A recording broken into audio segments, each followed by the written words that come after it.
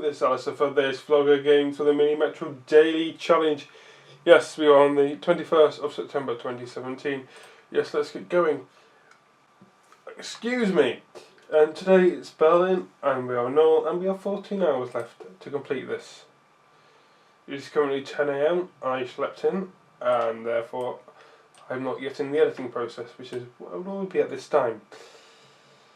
Because I normally start around 9:30.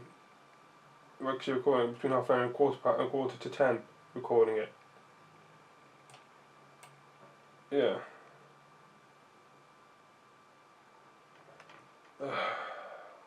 Yeah. Then let's get on with the news. First article today is from Kotaku, and it is Valve's solution to Steam review bombing is to add charts. For years, Steam has struggled with the issue of review bombing, where large numbers of users leave negative reviews on games pages, often because of a controversial subject matter or news that doesn't actually impact the game's quality. Today, Valve finally addressed the problem, sort of. In a new blog post, Valve announced that it's decided to try and solve the problem, which is decided generally only temporarily creates a game's review score, but sometimes does lasting damage. Not by changing user reviews, but all the way they function, but by adding some graphs. Sorry about that noise in the background again. Anyway, this is a quote. In the end, we decided not to challenge the way that players who can review games and instead focus on how potential purchasers can explore the review data, wrote Valve's Alden Kroll. I think that's how you pronounce his name. Alden Kroll. I'll put it on the bloody screen there. I hope that's how you pronounce that name. Anyway, starting today, each game page now contains a histogram of the positive to negative ratio reviews over the entire lifetime of the game, and clicking on any part of the histogram, you'll be able to read some of the reviews from that time period. Let's do that for this game when I finish the article. Okay? No. As a purchaser, it's easy to support temporary distortions of the reviews, to investigate why the distortions occurred, and to decide for yourself whether it's something you care about. Yet, this approach is never preventing anyone from submitting a review, but doesn't require slightly more effort part of potential purchasers. We'll go with 10 miles. Right. So basically, Valve saw a situation in which people are manipulating data and decided to add more data. It's the most Valve solution ever, according to the article at least. He also noted that Valve considered other solutions like removing review scores, halting reviews on games during time periods that appeared to be review bombs, and changing the way users' review scores are calculated. Ultimately, though, Kroll and co. felt that all those things were either too incentive or made reviews less indicative, which is why they went with the graphics instead. So basically, Valve saw a solution in which people were manipulating data and instead had more data. It's the most Valve solution ever. That's in the article twice, that last sentence.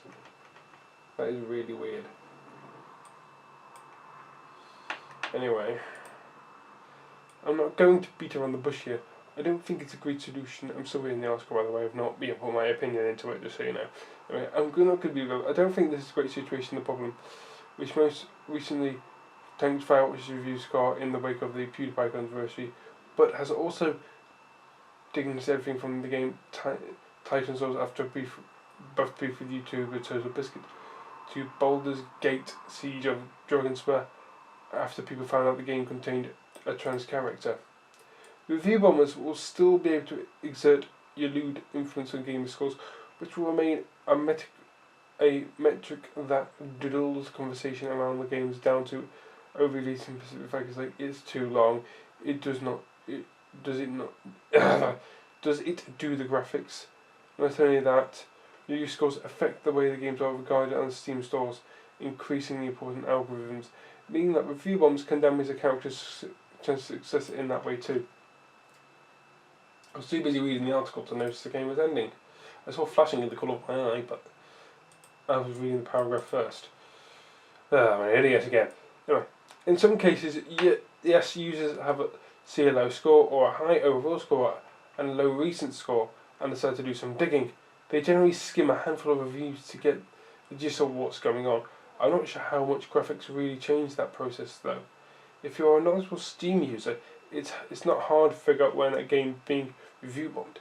If you're not super aware of how Steam works and the reasons a game might be getting bombed, I'm not sure how to start looking for graphics in a obscure tab near the bottom of a game's page. I imagine people like that would see the score, figure the game's got some issues, and move on. I don't really know who this is for, is what I'm saying. The problem with review bombs is that it's one of awareness.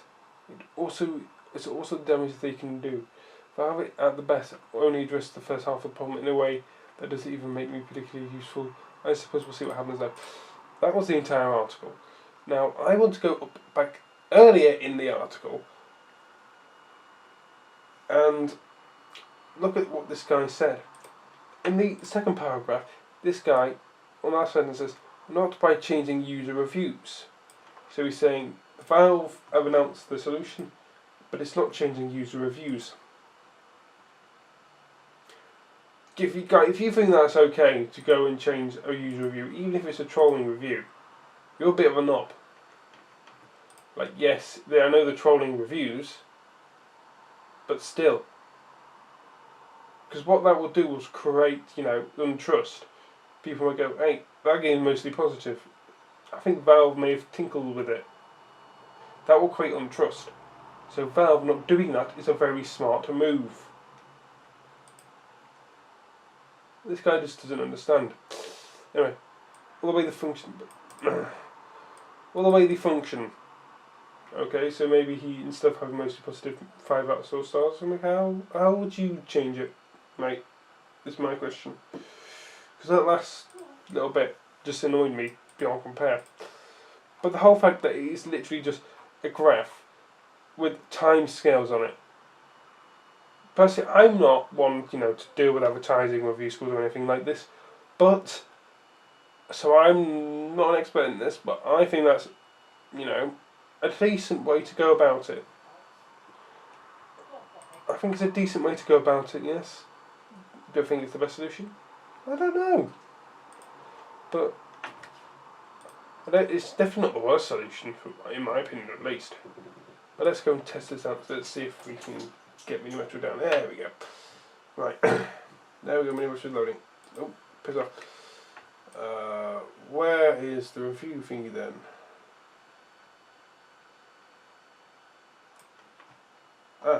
Here we go.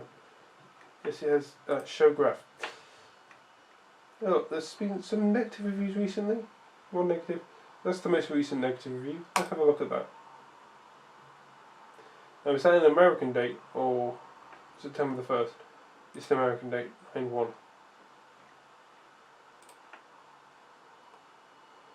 When was that? 27th of August. Great idea, visually attractive, but gameplay gets a bit boring real fast. That's 27th of August. We'll just count that as the most recent one.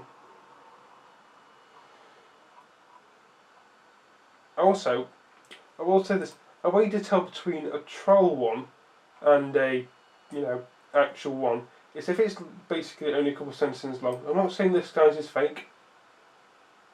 It looks like he's doing good, but I'm just going to use him as an example. I'm not saying he's fake or not.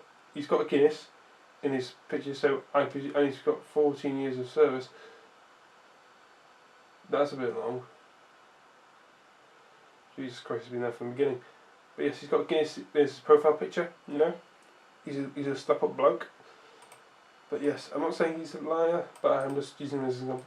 If it's normally a couple of sentences long like this guy, for example, then it might be real, it might be fake. But if it's normally like a good few paragraphs long like this guy,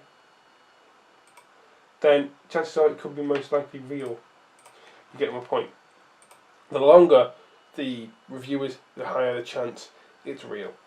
Anyway, there's been other stuff for this vlog again for Minimetro Daily Challenge for the 21st of September 2017. Goodbye.